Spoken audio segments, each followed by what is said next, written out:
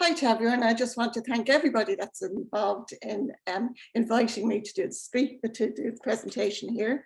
And also I've just noticed that there's lots of lovely names of viewers from Ireland. So a special hi to all my pals over, everybody looking in Ireland and everywhere else. It's and there's one great thing about the Zoom is I suppose it's so accessible for everybody.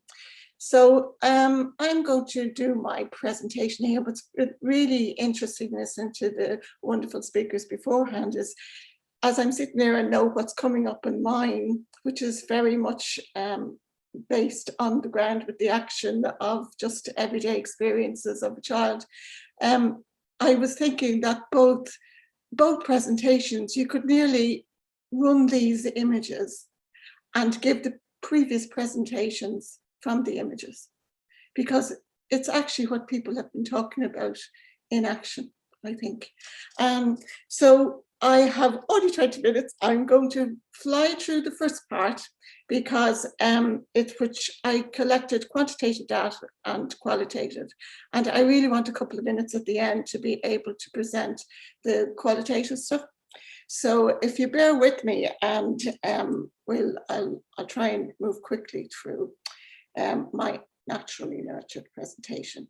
I suppose in the research context and methodology of it, the research was undertaken for my master's with CREC and Birmingham City University. And it was ethnographic longitudinal case study located within a naturalistic paradigm. And I done a quantitative analysis of 122 observations of one infant undertaken over a 3-year period. I was so privileged to be able to follow Isabel from birth up to 3 years and continue to do so because I had this lovely access to her because she's my granddaughter. But it was such a privilege and such a transformative event in my life, I think, from what I found.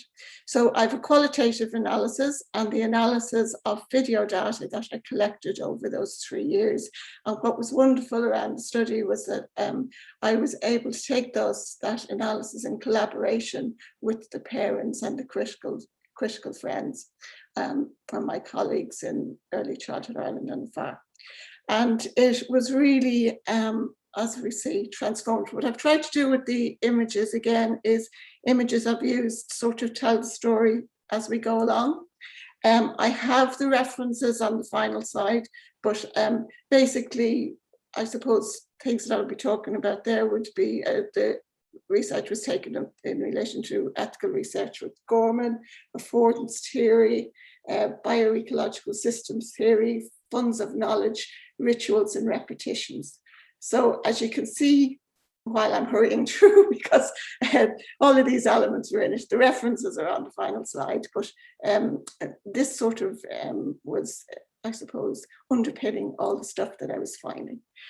And I suppose it was a huge event, I suppose, both professionally and personally.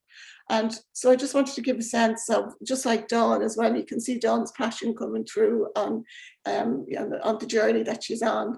And I could totally relate to that because the experience that I had over 3 years and 122 naturally occurring observations. So none of it was set up, none of it was just the child being, and me being so privileged to be there with her and to collect and be able to analyze what I was seeing over the time. And during that time, I watched, I listened, and boy, did I learn. And I slowed down to her pace, and that's anybody that knows me, that was a good thing in itself because I never slowed down, as you see from the pace here. But I learned to slow down to her pace and to see the world as she did and marveled at what she taught me. And she taught me about wonder and awe. She planted a conviction and a belief within me of the value and importance of nature and outdoors to our youngest babies and infants. So all I can give you basically in 20 minutes is a glimpse into the developing relationship between the child and the outdoors. each of the 122 observations captured. I mean, each and every one of them I could speak for 20 minutes on, because they're meaningful moments of life in their own right. And every image, there's a story of development, a story of being and becoming. So you can imagine my torture trying to decide what I was going to fit in 20 minutes in all of the images. But what I found was this study really gave me witness to the embodiment of child's experiences outdoors, and a real insight into how these experiences played a part in shaping her holistic development, but her whole being, really. I mean, the picture paints 1,000 words, and if ever we're seeing about slowing down and giving time, giving children time. The other thing I just need to say, I suppose, my reason for initially for doing the research was that I was working as a mentor with services. And now this was done probably in 2015. And it's so wonderful to see the huge improvement in outdoor provision for young children in Ireland since then. It really has been on an upward trend. We still have a lot to do, of course, but back then there was very little support for services in relation to an awful lot of the training and all that they had outdoors was barely mentioned, you know, at times, and certainly not enough. For what we're hearing today, you hear people saying that all of our speakers have said the importance for our educators to know what they're talking about and to feel it, to understand why it's important for children to be outside. I mean, people that love being outside, they have a general advantage because they feel it before. But if it's not your first love, you really need to know why. So what I tried to do is, the reason for this research was to try and get, I suppose, evidence of what children actually did if they just had time to do it, and a space to how they interacted basically outdoors, and also for materials that we could use in training to support people to learn about outdoors. As I said, that was a good few years back, so we've really gone on a journey on that one. So quantitative data analysis. My quantitative data, what I used was I identified, I suppose, materials that were used by an infant and activities pursued by her. Because at the time, as even, I suppose, our first speakers there have identified that sometimes people say that the children are outside, but what their outside experience mightn't be very high quality. So the materials utilized, first of all, and of course what happened was it obviously did prove, the research proved that the children at a sensory motor stage of development, because if you look at it, I was very concerned about the lack of sensorial materials that are experiences that children were, very young children were experiencing within early childhood settings at the time. So not surprisingly, anybody that ever watched children playing, the highest percentage, these were the materials that I looked after: water, plants, stones, trees, grass, sand, animals and insects, sticks and soil. Now these findings are over the three years. I'll put it into a percentage there. And not surprisingly, water is so high. When you think of it, especially in the first 18 months, water is so fluid and so accessible. So that, of course, there was an awful lot of interaction with it and fascination with it. Now, when I say water, that could have been a puddle, could have been a bit of a water bath, it could have been rain. It was all of those elements. So that came out the highest from all of the. What I've done was I took each image and each of the observations, and I identified what material or what where she was, what she was engaging with during those observations. So that's where it came out. And then the second thing I looked at was the activities, like what was happening. So again, not surprisingly, because in the first 3 years, I mean, they're basically learning how to move. So motor movement was came up as the the highest. Now, when I identified these, motor was, the motor I'm talking about there is movement for movement's sake, not movement to do a task, like not movement if you're, obviously you're moving in everything that you're doing, but the manipulation of it, like I would have coded that as manipulation rather than motor. And we'll see that as we go a bit further on. So again, the percentages of it. And I was really struck about, I think, again, my previous presenters will be really interesting in the observing, because the amount of time that I've seen, we have it there as 13% of the observations show the main thing was just observing.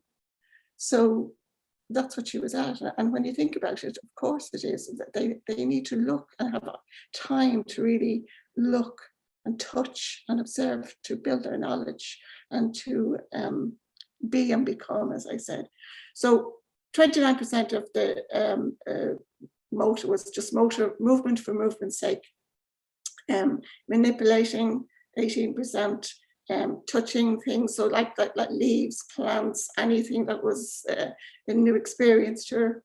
Collecting, containing, digging and throwing. Again, that was for over the 3 years. So the sensory data, the data supports, of course, the theory that we all know that outdoors offers many affordances for young children's overall development. And then throughout that, I looked at the vestibular benefits, the proprioception, and the relationships with people and place.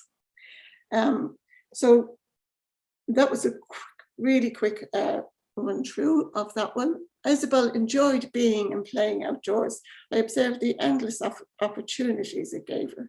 Whether running through the grass or exploring new materials, she was encoding implicit memories that added to her funds of knowledge about things to do in nature and how her child worked and how her world works.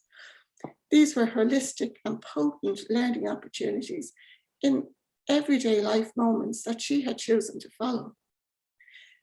Pilo describes how children learn about place with their bodies and hearts by affording them intimate connection with their home ground.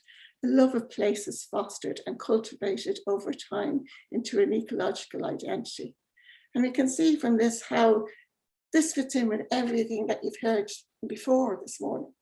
And it's just us living and children having an opportunity to do this. And then I suppose what really, was traumatizing really in the process when you think of how many children haven't got access, haven't for many various reasons. So that's the fly part. Once I have that done, this is the qualitative piece that I wanted to, I'm just checking my time here now, but this is the qualitative piece that I really want to have a little moment on, because three strands really appear, I suppose, appeared throughout the process of the master's I was doing. And that came from, it was the embodiment of experiences, the funds of knowledge that I could see, sort of being developed in front of my eyes. And the one I really want to have a look at here is rituals and repetition, because I'll let you see it when we go down. It really spoke to me. And it's not a lot that I suppose I hadn't come across it really much before. So in the embodiment of experiences, the first years of life is a time of astonishing development, as we know, and babies begin to construct and know their world through their active and interactive participation in everyday life. And the bodily sensation is a dominant experience of these early years. And boy, did I see that nearly in every observation you could see it. With an increased understanding of sensory integration and sensory processing, my observation of Isabel took on new meaning.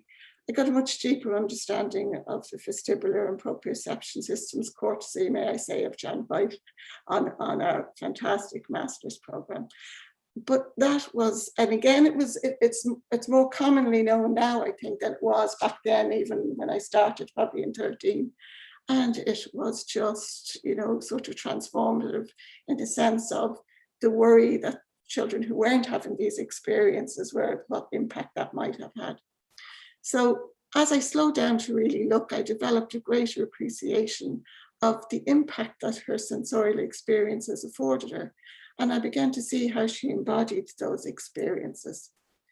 And sensory processing is the ceaseless neurological process of organizing the information we take in from our bodies and the world around us.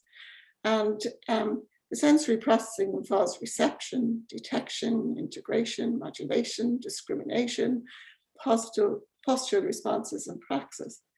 And the outdoor environments that Isabel inhabits throughout the study offer an infinite amount of sensory stimulation and input that support the development of her sensory integration systems of vestibular and proprioception.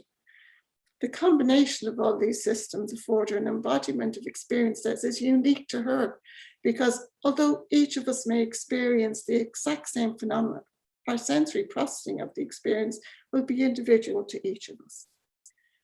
And I just have a 1-minute piece to sort of, and let's hope the video, here's the demon now that does this work. It's just a minute long, but you know, we could talk about this till the cows come home, basically. But there's nothing like seeing it. And when we see it, the joy, like.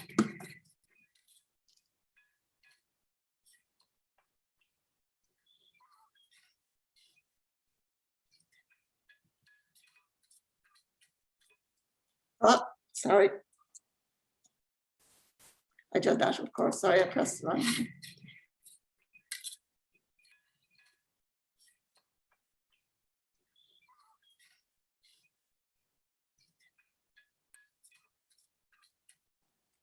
Just notice, like if we pause this, we can see how she takes notice of the different sounds and the different change, where it was by accident that she hits the leaves first, but then as she really sort of embodies that change and she goes and notices the change. Back to the water, to the stick.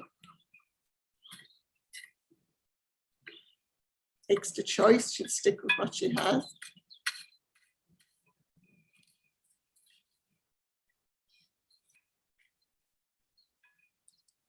Can you just see her there? She turns her ear to hear.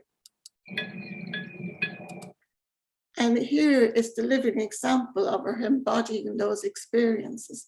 Look at the pleasure that she's getting from it. And we can see it.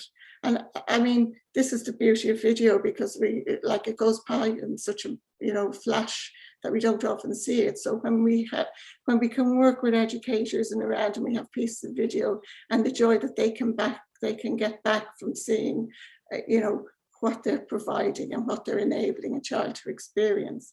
And of course, the next bit when you see that she comes up is that she goes to connect with people to show that, look what I've done.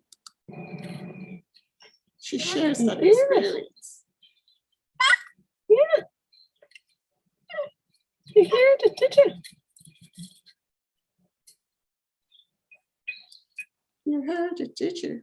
And yes, she shows me now that she hears what she said, because she turns her head to hear the sound again.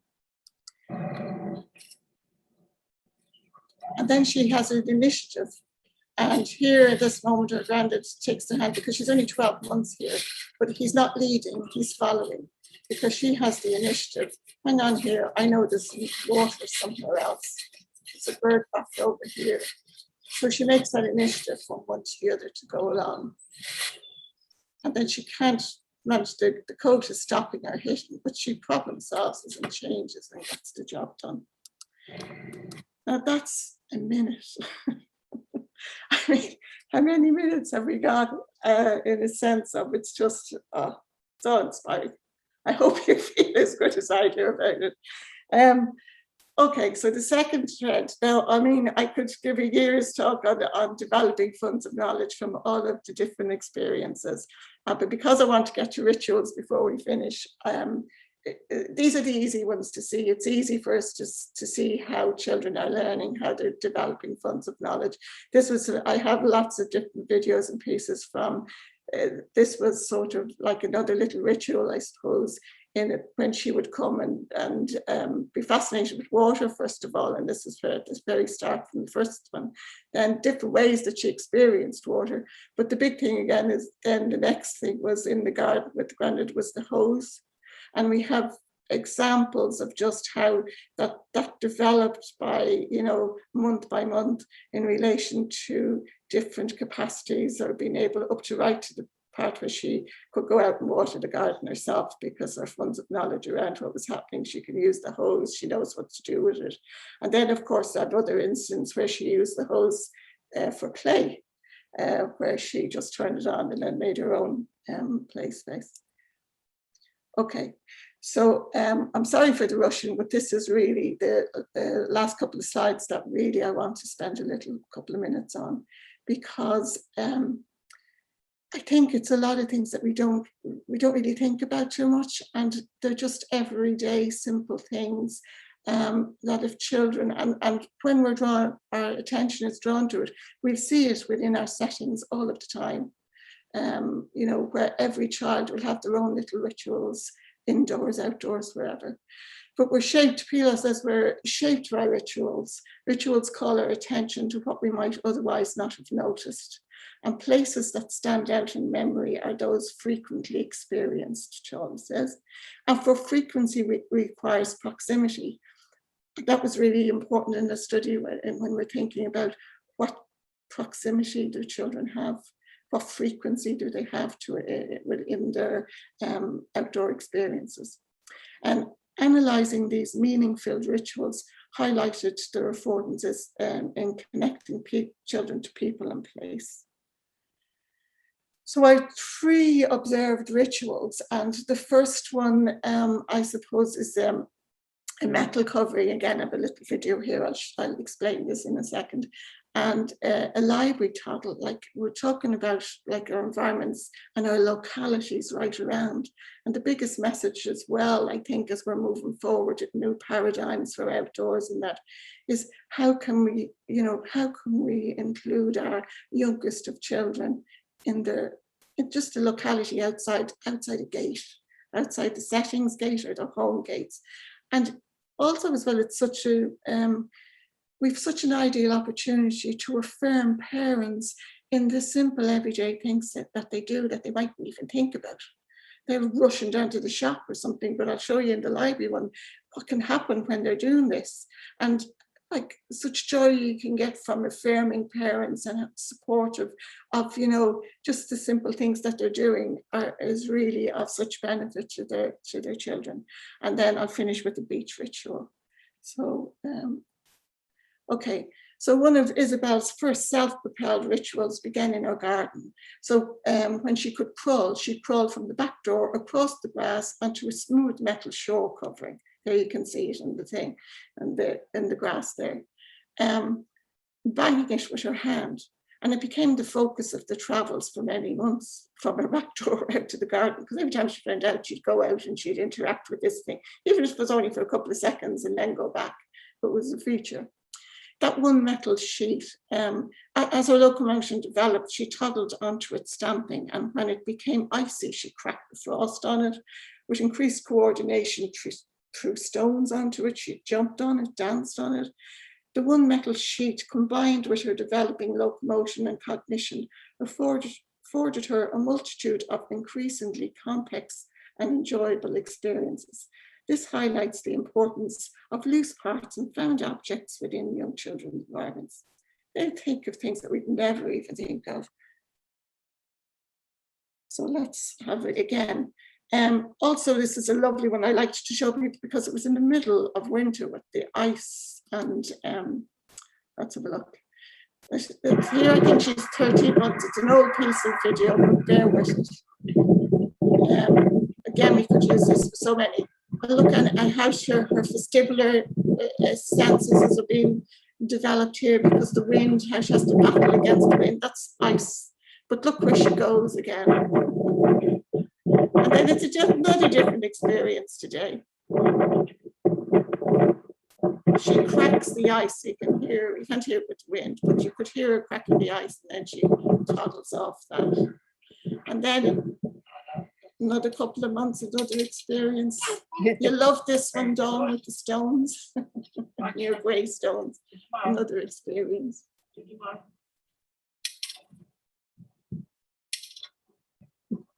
Look at the embodiment of the experience again. You can feel it in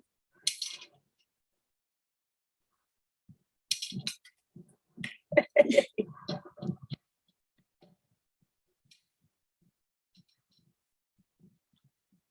Look, these are the moments that we really need to cherish. And you can see her developing movement or locomotion.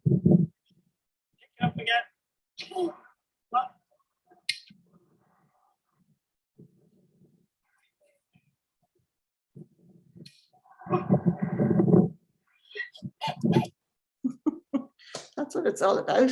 There's your evaluation of the experience. I just let this one go. So we need to judge about just have one last slide, Sasha, and then we'll be on. I just left this tiny piece in because this is all self-directed. She chose this to come along and do it. You know, when the materials are there, that they can use it. And that thing was actually nearly the same weight as herself because it was very dense wood. I just literally have this slide and the next that will be really quickly. This is the one I was saying about everyday simple experiences. There was a library about 500 meters from her back door, and on her 500 walk from home to the library, Isabel instigated another ritual. This ritual was observed at 18 months and it commenced outside her gate. She did a toddling run down the sloping path to a clump of trees, which she'd run behind to play peepo or to forage around the space, then onto the corner to squeeze herself between a narrow space between a post and a wall. Next, it was a curious wooden gate where nature had scooped out an inviting peephole just at the right height for her to peek through. And finally, a gentle touch of the plants that grew through the library railings just at the gateway into it. This ritual was repeated on each journey to the library over the course of many months. Its repetitious nature building a deep knowledge of place. And attuned to her daughter's activity, Isabel and her mother conversed in the experience of the moment, be it the changing leaves, the tighter squeeze, the topic of the moment, rich connection and learning moments of life for a young toddler, and more moments of being and becoming. And I'm going to finish sort of with this one, the beach ritual, because like we can't forget it. We're so indebted, we're so bound up, I think, so much with obviously the really important thing of children developing and all of their cognition and all of their learning. But actually this is, the emotional is so important as well. And it's happening all the time in our wonderful settings and everything, but sometimes we just have to put it out there and remember it. So again, this ritual grew organically from child-led repetition rather than any pre-planned adult agenda. The sequence started in the harbour car park, looking at the resident birds, or shadow chasing along the harbour walls should the sun oblige, or battling against the prevailing winds with open arms trying to stand against it. Jumping over lines and cracks on the promenade, climbing over or under the prom railing, a preference to using the opening, beach play with the stones, sand and water, the ice cream cone, regardless of the weather, signal time to head home. It seems trite to reduce such experiences to a list of developmental affordances, for the deep emotional connections elicited from these moments are the very essence of life, of love and of family. And if that family is the extended family within an early year setting, that it is too. The squeals of laughter, the chases along the prom, the sharing of the joy, the sometimes frustrations and the tears because they didn't want to go home, the insightful conversations, the huddled embraces of warmth, the ice cream smile of content, offer two-way affordances for the heart, not delineated by age or status. And being a participant in this scenario, I offer a subjective view, but it's a valuable view because it provides an authentic insider account of emotional affordances that all of our babies and infants absolutely have a right to, no matter what situation or earlier setting that they're in. And that's implications, but I'll go because I'm probably over, but there is an implication for time, space, and materials, understanding the way that babies and toddlers engage, and considering interactions of the pedagogues, allowing time to explore children at their own pace and interest, knowing when to involve or when to lead, or simply when to observe, and utilization of local communities. We need a paradigm shift needs to be required to increase experiences outside settings within local communities. That to be up on the references.